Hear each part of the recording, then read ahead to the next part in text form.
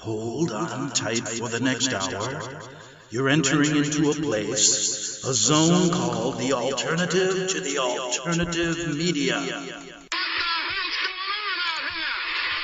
It's a place, a special place where even truth seekers fear to tread. All right, people, let's move like we've got a purpose. Affirmative. Okay, glad you're back on the Investigative Journal on this Tuesday. Wow, already October, Christmas right around the corner for all the advertisers out there. They're already starting. And this is the Investigative Journal Christmas show. Yes, that's what you do in America. You do a Christmas show 3 months before so that you can rack up sales, right? Well, anyway, if you want to donate to my Christmas show, you can go to GregAnthony'sJournal.wordpress.com and get shows going all the way back 10 to 12 Christmases ago. Yes, and even though Christmas is a pagan holiday, everybody loves it, right? Well, anyway, go to my website because we're listener-sponsored and I need your help. Did you ever listen to those telethons? I need your help. Please donate. But you know something? All the money here goes to me so that I could eat and support this radio show. So I'm telling you exactly where it goes. None of it's going to go to an offshore bank account or anything like that. It's all straight up. So if you want to help me out with $5, $10, $15, $20, $25, $30, go right ahead. But today I got an interesting show for you. And you know that I've been an avid researcher on the flat earth and have found that it to be quite an interesting deception that the Jesuits have played on all of us for hundreds of years, that this globe earth really exists and there's this extraterrestrials out there and all this universe and all this stuff to the tune of $92 billion that they give NASA every year. Now, that was started by a Nazi who we brought over here after World War II, not to mention all the hundreds of others that we helped come over here and do all these experiments on children and things like that. But today we're going to center on the Jesuits, the globe earth, and did you know that we're going to talk about a guy you probably don't know about. His name is Jesuit brother Guy Consolmagno, and he is a big heavyweight in the astronomy field. Now, the Jesuits have been heavyweights in the astronomy field for 500 years. I could get you the list, and I've done it on this show, of all the Jesuit astronomers. It's mind-boggling. Did you realize the Jesuits have more patents on telescopes and astronomy hardware and other things than any other organization? Yes. Why are they so interested in it? And we're going to talk about Guy Consolmagno a little bit later. But it's also, I caught a little interview that he did.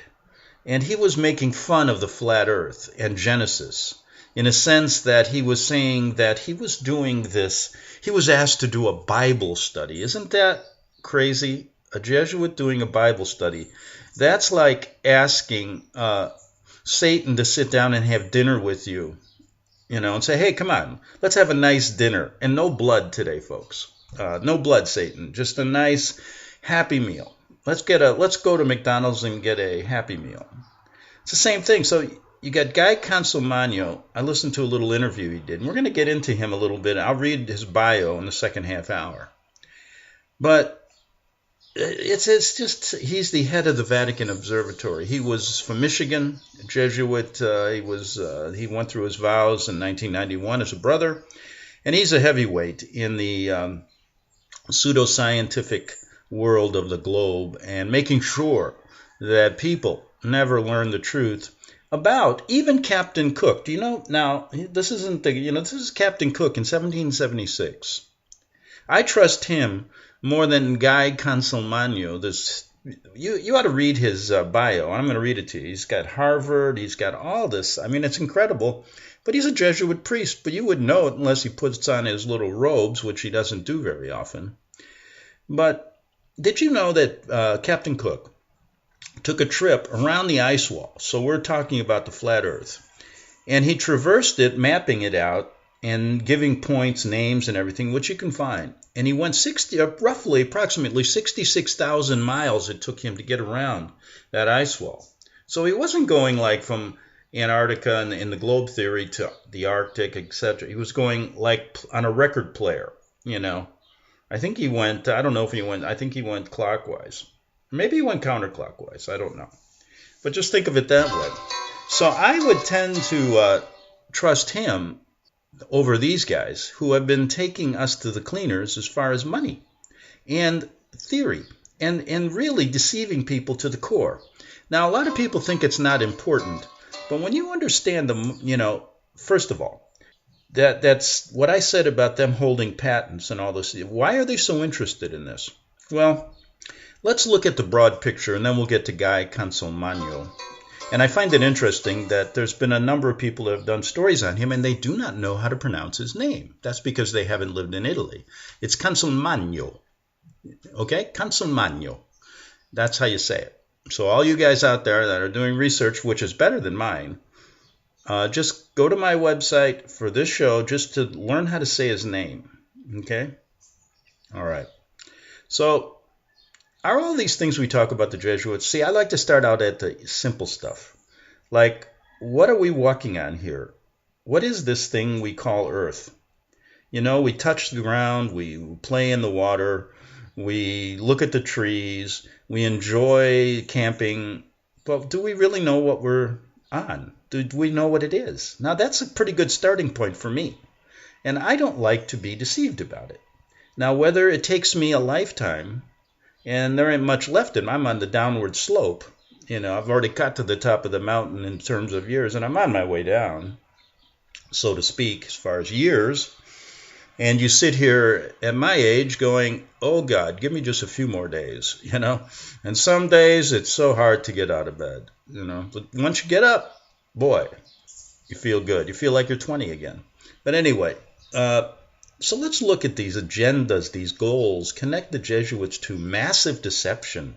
I mean, people talk about it, and, you know, most of it's true. And one who's talked about it more than anyone is yours truly. And what is their purpose? Could it be an end-time delusion? And that's why Mr. Guy Consolmagno is so important to the Vatican, because Pope Francis has given him a very, very important job.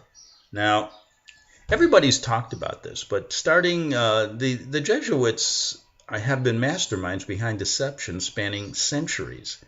And you can trace their actions, their influence, and just go to some of my radio shows. You can go to a number of websites. And sometimes we look at evidence that's circumstantial, and we try to put it all together. But that's what you have to do when you're dealing with a secret society. They're not going to come out and tell you. It's kind of like putting together a case, a criminal case. A lot of times people are convicted without, you know, hard evidence, because they're trying to cover up a murder. They're trying to cover up a theft. And so they do it to the point where they say, I will never get caught. And it's only circumstantial evidence and a good investigator that brings the truth to the court. Hopefully the jury will see it.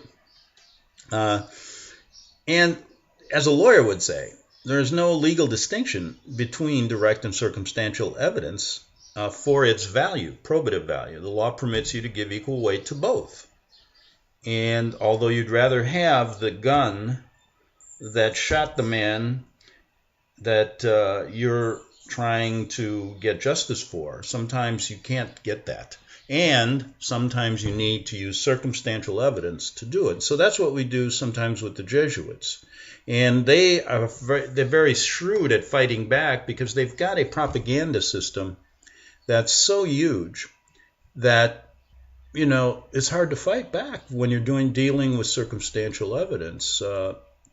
Adolf Hitler once said, I'm going to read this, in the big lie there is always a certain force of credibility, because the broad issues more readily fall upon victims to the big lie than the small lie, since they themselves often tell small lies in the little matters, but would be ashamed to resort to large-scale falsehoods. It would never come into their heads to fabricate colossal untruths, and they would not believe that others could have the impudence to distort the truth so infamously, even though the facts which prove this to be may be brought clearly to their minds. they will still doubt and waver and will continue to think that there may be some other explanation, for grossly impudent lies always leaves traces behind it, even after it has been nailed down, a fact which is known to all expert liars in this world and to all who conspire together in the art of lying. Now, that comes from Volume 1, Chapter 10 of Mein Kampf, which, by the way, wasn't written by Adolf Hitler. He was given those words by a Jesuit priest named Father Stampfel. So, Father Stampfel, you're telling us exactly what you did with the globe earth theory. You made a big lie, and this globe earth is an unproven pseudoscience that's now believed worldwide. And it all centers from, they christened NASA to be the world, along with the Vatican observatories, the only voice in what's really true out there in the universe, and have kind of restricted people from investigating what Antarctica's really like through their Antarctica Treaty, which makes it a crime to search the ice wall. And it's so far away that they realize not many people are going to get there anyway. So they believe this big lie. And anyone who dares question this is mocked and ridiculed. Now, about 3 or 4 years ago, this hit the internet like a big storm. And it was Jesuit driven. That's what it was. And it was Jesuit driven for a reason, because they want to control this flat earth theory movement so that they can mock and ridicule you, and the truth never gets out. And people go, well, that can't be true. I remember I was talking to my family maybe last Christmas about it, or the Christmas before last. And I thought we'd just do a little parlor talk. It wasn't at the dinner table. And boy, they were rolling their eyeballs going, Greg, there's more important things to think about. You know the earth this is crazy. We're moving. I said, do you feel we're moving at 60,000 miles an hour? I mean, it's crazy. Nowhere is this phenomenon, seen clearly as the belief that the earth is a sphere. Now, it's an image that's implanted in you before you have the opportunity to really think. And that is why it is so difficult to get out of your head, even when there are facts and even circumstantial evidence brought together. If I had to prove this case in a court of law with fair people, there's no doubt in my mind that you'd come away with all these people that would get up on the stand supporting the globe earth, and there would be no facts behind it as well. So you'd be dealing with a lot of circumstantial evidence on their side that will be believed because of the propaganda that started when you were just a child in school and handed a globe. Say, that's what you live on. And then you immediately go, how come I don't fall off? And then you say, well, you don't fall off because you don't fall off. And they tell you gravity holds you down. But gravity is a concept that has no scientific basis either, thanks to our good friend Einstein, who basically was there to discount anybody that was doing solid research back then regarding the flat earth. And there were so many people that were. And he was there to discredit them as well as to take over for Tesla, who they needed to get rid of. And asked one time, although it's not been verified, Einstein was asked, how does it feel to be the smartest man in the world? And he said, ask Nikola Tesla. Now, who was the person that started the globe theory? Now, we all know his name, Nicholas Copernicus, but we don't realize he was Polish, same as me. I'm pure Polish. Now, how come you don't hear anybody make Polish jokes about him, but they do about me? You can't screw in a light bulb. The inference that a Pole is dumb. Well, let's do that with Mr. Copernicus. Maybe he was the dumbest of all. Or was he the smartest of all? That's the big question. But Copernicus is known for proposing this different model of the universe. But he didn't, he gave it to the Vatican, but he didn't even come out with his papers till he was dead because it was difficult back then. The Vatican was playing, they were the ones against it in the beginning. But when they saw the value especially after the Jesuits came involved. And then they started their patents right after, when they were formed. They immediately came to America and set up, they were setting up astronomy centers here and in China back in the 1600s to start this theory. And they pushed it and pushed it. And the heliocentric model is what's taught today through Jesuitism. And this geocentric model of everything revolving around the Earth has been relegated to delusional thinking, historical nonsense. People were dumb. So Captain Cook, he couldn't sail. He didn't sail like that. That's a story he made up in the bar over in the port after he was drunk one night. That's how they do this. But that Copernicus's ideas that Galileo was persecuted by the Catholic hierarchy less than 100 years after after Copernicus's death. It was accused of heresy. Galileo was forced to recant his beliefs and spent the last 9 years of his life under house arrest. However, what most people do not know are the following significant facts. And I want to give you a few of these. Copernicus, he belonged to the Third Order of St. Dominic. Okay? He studied astrology and astronomy. He never took the vows of a priest. He was a cleric and never married. Now, we don't know, this is all it's difficult, but for a long time, he refused to publish his own beliefs on the heliocentric universe.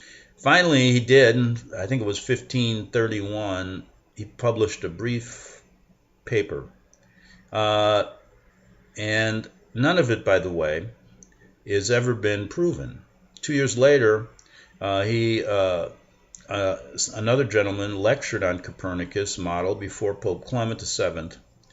And 1536, Cardinal Schönberg, who was the Archbishop of Capua, urged Copernicus to fully publish it. He did. And he then, over the years, got the Vatican and the Jesuits to realize, hey, this would be really a moneymaker. And what they do is they use this to control the masses. I mean, everything from NASA's space, for example, let me give you an example of how they operate. And if you don't know anything about the Jesuits, it'll mean nothing. But if you know how deceptive they are, then it means everything. For example, we just heard in the news recently that Cassini, now Cassini is this, they sent up Cassini 20 years ago, supposedly to traverse the universe. And this thing, they say, has been up there for 20 years. And it's amazing, if their theory is correct, how come it hadn't been hit by something? And if you ever looked at Cassini, it looked like something that a kid would draw up in third grade. Make me a model of a spaceship, Johnny. So Cassini recently, they said, is gone. It made it to Saturn or something, and now Cassini is history. It died a terrible death in Saturn, ran out of energy or whatever, and Cassini is no longer with us. 20 years, and they were saying it traveled 4.9 billion miles. Where are the pictures? And if you see some, I don't know. They're all computer generated. Who's going to believe that? People believe it. They still believe the fact that they show you the globe that they used in 1970s. And if you ever go to that NASA website, that supposedly is it's a live website of the universe from the Space Center or something. It's crazy. It looks all computer generated. And if you start really doing research into it, like guys that sit there and track it every day, they show you that it's ridiculous, that it can't be true. But people will believe it because it's the big lie. Probably the biggest of all. Well, it's what you walk on. It's your home. And I'm looking at a picture of Copernicus, and he's got this look in his eye like, ha, I gotcha. But anyway, so getting back to Cassini. Cassini was a famous 16th century Jesuit astronomer. They named it after him. Of course. What about the recent telescope that they named the lens, supposedly the strongest lens? Guy Consolmagno is involved in this. They named it Lucifer. I mean, they're just shoving it, and they built it in conjunction with the University of Arizona on Mount Graham, which is sacred Indian territory. Now, the Native Americans sued, and of course they lost. And you should hear the Jesuits' theory on what they were doing. I mean, why it's okay to do that from Indian sacred ground. I mean, give them something. I mean, you've killed many of them in your Jesuit schools. How many of you, now you want to kill every last one of them? Man, if I was a Native American and I saw a black robe, I'd run. And maybe many did, but I'll tell you, they had the military behind them. They basically, from the beginning of time when they came here, their goal was to control and take over. And now you're seeing it here, and they're not only going to do it to the Native Americans, but they're going to do it to you. And I was listening to a Native American speak at one of their seminars, whatever, this was, I can't remember exactly where it was an anniversary of Wounded Knee, and this one brilliant Native American speaker said the same thing. He said, if you people would only listen to us, perhaps they won't genocide you as well, because you are next. And that's exactly what they're planning. And they're going to use all of these deceptions to hide the truth from you so that when you get hit, you get taken down. It's going to be from an enemy that you have no idea who it is. And that's the way they like it. Because since the time of the Jesuits, I remember the old quote that I give every now and then. It's always good to end a segment with it. But there was a Jesuit general back in the 16th century named Tamburini. And he said this, paraphrased of course, that we control the world right from here in Borgo Santo Spirito Cinque in Rome. We control China. We control every part of the earth without you knowing who does it. Isn't that amazing? And people think that it doesn't go on today. And really the theory, when I first started talking about them, maybe 12 years ago, the idea came, all the detractors would say something like, well, that's the way they were, but they've changed. And I would say they never change. And then they would say, well, you're talking about the Vatican, these old priests, they don't have much money. That's out of the mouth of some of the biggest COINTEL radio guys like a.k.a. Alex Jones, a.k.a. Bill Hicks, who used to say that directly based on things I used to say on my show, which was right after his. He would say, these people have no money. Now he's changed his tune a bit because they got a new slant that part of the Vatican, Pope Francis, they're all evil, Satanists, and then there's a good part of the Vatican that's fighting desperately to save the good church. And that's as crazy as what he said 10, 12 years ago. And he had the audacity, but that's how they operate. They call me crazy and a lunatic and whatever. But that's how they operate. And anyway, you should have stayed Bill Hicks. You'd have been better off. But anyway, we're all out of time in this first half hour. We're going to get back. I want to talk a little bit about Guy Consolmagno and his importance. And I'm going to go and read a little bit of his bio because it's incredible. If you don't think these guys have a handle and control on what you think the universe is like and their fictitious world, it's kind of like Hollywood in reality. How to get you to believe something that is based on nothing. Back in 3 minutes on the Investigative Journal.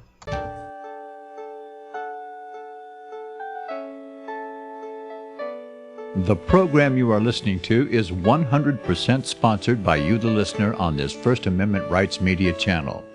You will notice that there are few commercials on this radio network. There's a good reason for that. Corporate advertising dollars come with strings that limit program content. So without your help, these programs cannot continue on internet or our several affiliates. If you benefit by the educational law programs, we ask you to give. If you are admonished or nurtured by the Bible and ministry programs, we ask you to give. If some voice a cause that you are passionate about, we ask you to give. If you believe in any of these, we ask you to support them as you would a missionary on a continual basis, as if giving a tithe for missionary radio. These programs are not commercially viable and must be supported by those faithful to the cause of truth. Look for the button to sponsor your favorite programs at our listen and schedule pages on the internet. Then, when you subscribe, we will send you the last quarterly MP3 CD of that program immediately, and continue to do so with each new quarter. We will also give you unlimited archive access to all of our programs. We're asking you to give much less than a tithe, so that you may also send support directly to a particular program host, cause, and anywhere else the Spirit may lead you. Do all to the glory of our God and Creator, for His holy nation, the only kingdom that will last forever. Thank you for listening.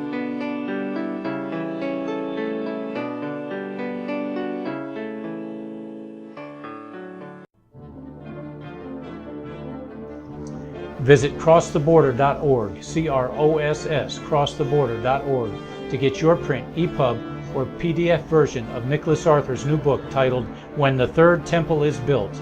That's crosstheborder.org.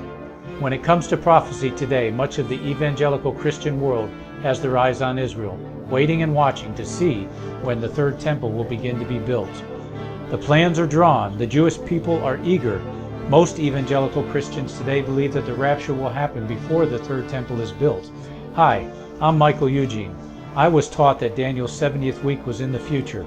Is that really what the Bible teaches? Have we searched the scriptures and found this to be true? Why is it so important for a re-established Israel to build a third temple in Jerusalem? Is it necessary to build a temple on the same location already occupied by the Dome of the Rock? Is it necessary for sacrifices to take place in the temple on Temple Mount? Is there really a rapture followed by 7 years of tribulation? What is the New Testament temple? Can we identify history and prophecy? Who is the first beast in Revelation chapter 13? Who are the 7 kings in Revelation 17? I have asked all these questions, and I have found Nicholas Arthur's new book, When the Third Temple is Built, answers all these questions and more using Scripture to interpret Scripture. The Bible says that no prophecy of Scripture is of any private interpretation.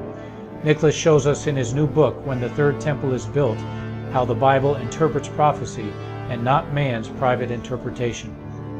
Visit crosstheborder.org, CROSS, crosstheborder.org, to get your print, EPUB, or PDF version of Nicholas Arthur's new book titled When the Third Temple is Built. That's crosstheborder.org. The following program is labeled dangerous and off limits by the supreme Jesuit command. But stand tall, people. Listen up, and you may just learn something. Oh, dear Lord Jesus, this ain't happening, man. This can't be happening, man. This isn't happening. Okay, we're back on the Investigative Journal on this Tuesday. I cannot believe it's October already, and I'm doing my Christmas show. Right, I'm getting in line with all of the retailers, especially in America, who love to start Christmas even before the pagan holiday of Halloween. So we got pagan Halloween, then we get pagan Christmas. In the meantime, I've seen people now starting to Christmas shop. I mean, who cares? I mean, Jesus wasn't even born on the 25th, but that's what they celebrate. And it's turned into just a madhouse in America. So if you want to join in with my Christmas show today, you can donate for Christmas with Greg at greganthonysjournal.wordpress.com. And you can see I'm just like the rest of them. Just giving you an example of what they're really like. But before I get to Guy Consolmagno, I want to go to, I think it's World's Last Chance website. And I just want to quote something they did because it's interesting. they're calling advancing the lie, and that's the lie of the globe Earth. And it traces back to look at the Jesuit who was behind this. Then I'll get to Guy Consolmagno. But they say the Big Bang Theory is today, we know, the leading explanation of how the universe began. Just this little tiny dot. And that's everything. I mean, how crazy is that? At its simplest, it talks about the universe as we know it, starting with a small singularity, then inflating over the next 13.8 billion years to the cosmos that we know today. That's like saying an ant turns into a dinosaur if you give it enough time. And I'm sure the Jesuits could prove that. Now, the Big Bang Theory is an atheist science, and it's its answer to Genesis 1. Now, Father Andrew Pinsent serves on the faculty of the theology at Oxford University, holds advanced degrees in theology from Pontifical Gregorian University in Rome, as well as a doctorate in philosophy. Also holds a doctorate in particle physics from Oxford. This incredibly intelligent priest and scientist stated in 2015, how intelligent is he if he says this? Well, maybe he's good at deception. Being both a priest and former particle physicist at CERN, now that's an interesting thing. I'm often asked to give talks on faith and science. I wouldn't ask you to come and talk on faith and science to me. Who's asking you to do this? Quite often, young people, ask me the following question. How can you be a priest and believe in the Big Bang? To which I'm delighted to respond, let me give my answer. Because I'm a big liar, and I'm here to deceive you. That's why. But he said this, we invented it. Or more precisely, Father Georges Lemaitre invented this theory today, that is today called the Big Bang. So we got another priest with the Big Bang, and everyone should know about him. Yes, he's the biggest liar of them all. That is correct. The author of the Big Bang Theory was none other than a Jesuit-trained priest, Father Georges Lemaitre. On October 28, 2014, Sarah Kerr reported on Pope Francis addressing to the Pontifical Academy of Scientists. What the hell is he doing there? I mean, this is too much. In his remarks, the pontiff, the big liar, the big Satanist, said the Big Bang Theory is compatible with the Catholic Church's teaching on creation. Now, give me a break. If you're going to believe that, now he stated this is what Francis stated. The Big Bang, that today is considered to be the origin of the world, does not contradict the creative intervention of God. On the contrary, it requires it. Now, follow this for me, folks. What he's saying is God said one thing, but then now it's something that he says is true. Because God is creative. He's created me. He created Father Lemaitre. And Father Lemaitre said that there's a big, God's creation is not real because he's created me and he wants me to go deeper into the truth. Now give me a break. Are you going to take the words of this idiot Jesuit over the words of God in the Bible? That's really what it boils down to. Now, put it this way. There are people, I don't know if I'd call myself a man of faith, but I would call myself a man that studies faith and studies this stuff. And like I said, I would rather believe Captain Cook than Guy Consolmagno, and I'd rather believe Genesis than Father Lemaitre. Now, the Roman Catholic Church does, in fact, accept evolution, too. Now, there's another one that kills me. In her report, this journalist stated the Pope said it's possible to believe in both, insisting God was responsible for the Big Bang, from which all life evolved. All right. Now, the Pope is a Jesuit. He's used to double talking and lying. So if you're going to follow this guy to hell, go right ahead. And that's my last word on that. So let's get to Guy Consolmagno, because I've been talking a lot about it. Now, he's a big cheese. He's the big guy. He's really Pope Francis's choice to run the Vatican Observatory. He travels all over to CERN. He goes and gives lectures all over the United States. He's from Detroit, Michigan. By the way, a lot of big shots now are coming from America. They want to take this country right and put it right in their pocket. They've got it almost there. Now, you know the Office of Inquisition, which is now called something, the Office of the Doctrinal Faith or whatever, they give it some crazy name. But it's the Office of the Inquisition, is now in San Francisco. And the first head inquisitor, the first American head inquisitor, is living there. The bishop, the archbishop, or whatever they want to call him. I mean, I get so tired of this, all these names they give each, the Pope and then the cardinals. I mean, it's all just taken from the Romans, and they just changed the name. It's basically Pontifex Maximus and Rome trying to control the world like they did way back when. Now, who's this guy that is the head of the Vatican Observatory? He's lauded as the greatest man in the world when it comes to researching the globe and the universe. Now, his field of study is planetary science. Now, that is an interesting field because I would like to do that as well, because there are no planets. And so all you got to do is make them up. And then you look in your telescope and you pretend, oh, there's one. Let's call that one Jupiter. And how can we make that one look different? Well, we can put one with a ring around it. That's a good one. Then we can have one with 2 or 3 suns. That would be interesting. And that's the kind of science I want to get into. Boy, I could really excel at that because, I am creative too. Okay, Mr. Consolmagno. Now, he attended the University of Detroit Jesuit High School before he obtained his SB, 1974, and SM, 1975, degrees at Massachusetts Institute of Technology, PhD, the University of Arizona's Lunar and Planetary Laboratory. That's all in planetary science. Now, my question to him is, did he also attend Disney's School of Creative Drawing?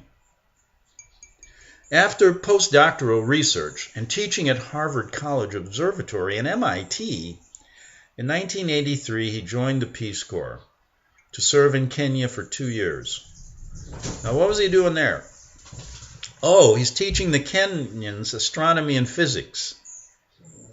That's interesting. After his return, he took a position as assistant professor at Lafayette College in Easton, Pennsylvania. In 1989, he entered the Society of Jesus and took his vows as a brother in 1991. On entry into the order, he was assigned as the astronomer to the Vatican Observatory. Now he's the head of it, where he also serves as the curator of the Vatican Meteorite Collection. Interesting. Where did I get these things? I want to join this club. I mean, that's a fun job. I mean, you make everything up. A position he has held since then. In addition to his continuing professional work in planetary science, he has also studied philosophy and theology. Well, good for you. Keep yourself busy. Have you ever really thought about the truth, though, Mr. Consolmagno? Have you ever really considered it? No. Because you're one of the best at the Hegelian dialectic, and no better was it one speech he gave. Well, it was an interview. And he said he's asked to go to do a Bible study to some astronauts, guess where? In Texas or something. And he was laughing. He said, a Catholic in Texas? Who would want a Catholic? He's playing this game. And he goes there and he says, yes, this one astronaut. Now, these guys, I want to be an astronaut. They tell you it's so, you grow up, you want to be an astronaut. They don't even, that's the greatest job in the world. You just become a high-level Freemason. They tell you that you're going to go up into space, and you never have to go. You may have to do some training in a pool or something. And you probably do. Learn. I know how to scuba dive, so I could do it. And they take you to this training center outside of Moscow. And then they do all the filming way over there where, Russia's got everything locked down. They work with us, so don't worry about it. And then when you're told to go to space for a year, you can be at this nice resort area in Russia, and they protect you. And people from China come there and all the countries, pushing this scam on everyone. I want that job. And then they pay you well, and you never tell the truth. But you know what really happens? you begin to believe the lies yourself. So actually, you're telling yourself, yes, I did go into space, even though you're hanging from some, like, Peter Pan, when they tape you, in the supposed capsule. So you become like this person that actually believes the lies. And then you justify it by saying, we're doing this for a better cause, to help humanity become pure. We can't have all these impure people on this earth who believe in Genesis 1 and the God and all this crazy stuff. We can't have that. We are doing it for a reason. We're going to pare down the population, and we're going to have a very, you know what? They would kill you just like they'd kill anyone if you ever said one word that you're lying. So don't think that you have such a great job, although I'd like it for a while. Okay, now here we go. Now he's doing meteorite and asteroid study and the origin of evolution of small bodies in the solar system. In addition to over 40 referred scientific papers. Why don't we go pseudoscientific? Because none of it's based on anything. He has co-authored several books on astronomy for the popular market. See, he's there to get the everyday man to believe all these lies. And it's been translated into multiple languages. During 1996, he took part in the Antarctic search for meteorites. Oh, did you travel around like Captain Cook did in 1776? Where he discovered a number of meteorites in the ice fields of Antarctica. How come he gets to go? No one else gets to go. An asteroid was named in his honor. Oh yeah, they named an asteroid to honor him at the International Astronomical Union. I was talking about $92 billion to NASA. Do you realize how much money they make on the side on this stuff? Not to mention, how much it costs to keep that observatory going on Mount Graham and all the other stuff. I mean, it's enormous. Now you know why they do it. And you don't have to even prove anything. You just make it up. An asteroid was named in his honor. It's called 4597 Consolmagno, also known as Little Guy. See, he's bigger than an asteroid. He believes. Now listen, this is his belief. If you're going to believe this, let me sell you some oceanfront land in Arizona, as they always say. His research is, let me see. He believes in the need for science and religion to work alongside one another rather than as competing ideologies. Oh, yes. In 2006, he said religion needs science to keep it away from superstition and keep it close to reality to protect it from creationism, which at the end of the day is a kind of paganism.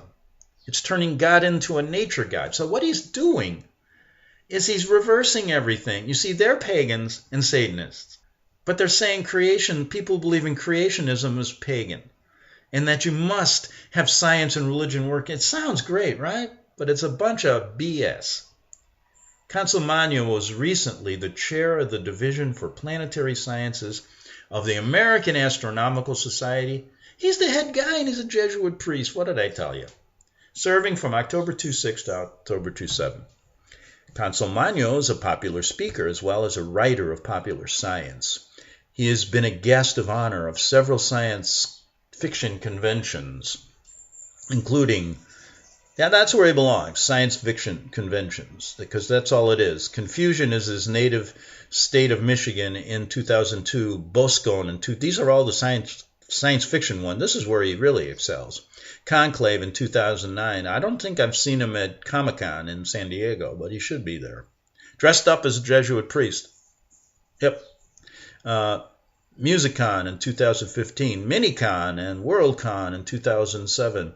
He was also invited participant in Sci-Fu in 2008. He taught at Fordham, that's a Jesuit university in New York City, for the fall term of 2006. Consolmagno gave the keynote speech at the 2013 Stellafane Amateur Telescope Making Convention. He appeared on the Colbert Report. That's Father Colbert. No, that's he should be a Jesuit priest. That's the Colbert Show. The Heavens Proclaim. In May 2014, Consolmagno received an honorary doctorate, Doctor of Humane Letters, from Georgetown. Oh, we know very well how important Georgetown is to the running of our country. And he spoke at Georgetown College commencement ceremony. In 2010, he was a guest on Being, Krista Tippett, alongside with his friend and colleague, Father George Coyne. In an interview, Consolmagno and Coyne discussed their distinct and intimate relationships with science and faith. The show aired for a second time in 2011, for a third time in 2015, and on to 2014, he was awarded the Carl Sagan Medal. You know who Carl Sagan is. For outstanding communication, why don't we just say outstanding double talk and lying, by an active planetary scientist of the general public for the Division of Planetary Sciences of the American Astronomical Society. Known as the Pope's astronomer, he was named by Pope Francis to be the director of the Vatican Observatory in September 2015, the position he still holds to this day.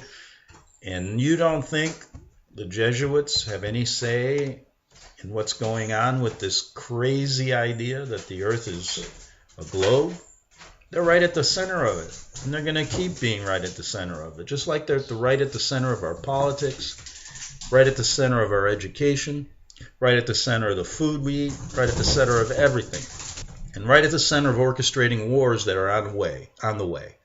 And so it'd be best that you understand who they are. Now, I failed to do this. I guess there was a problem with my show a week ago, and I was talking about how to get out of the matrix. The matrix. And I guess the show cut off or something for a while, and a lady emailed me and said, can you please explain how to get out of it? And my answer to her was, I'll do a show on it, but I can give you a little hint. This is part of how you get out of it. It's not so much physically getting out of it, but it's your belief system has to leave first. And once you do that, and I don't mean just part of it, just don't take, I think 9/11 was an inside job, but the rest of it's okay.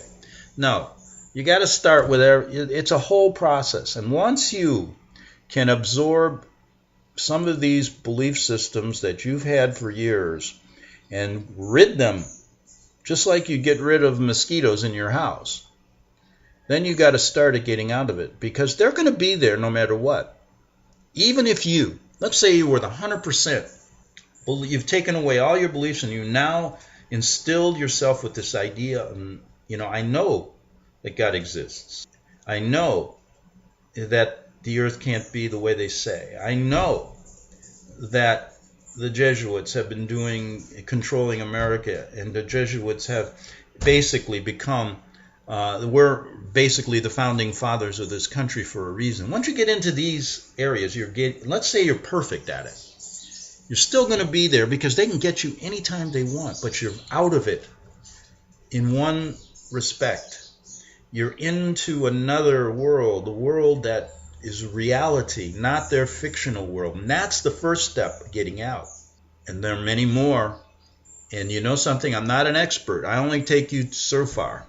And then you're on your own, because there are other people out there who have been much more attuned with that next step, that step of faith, that step where you now have completely gotten out of the matrix. And to be honest with you, I'm moving in that direction. So there you go. For that person that was asking me that question, that's about the best I can do for you right here. But all I can say is this: it reminds me of when I started law school. I looked at all this information and I said, I can never get it. There's too much.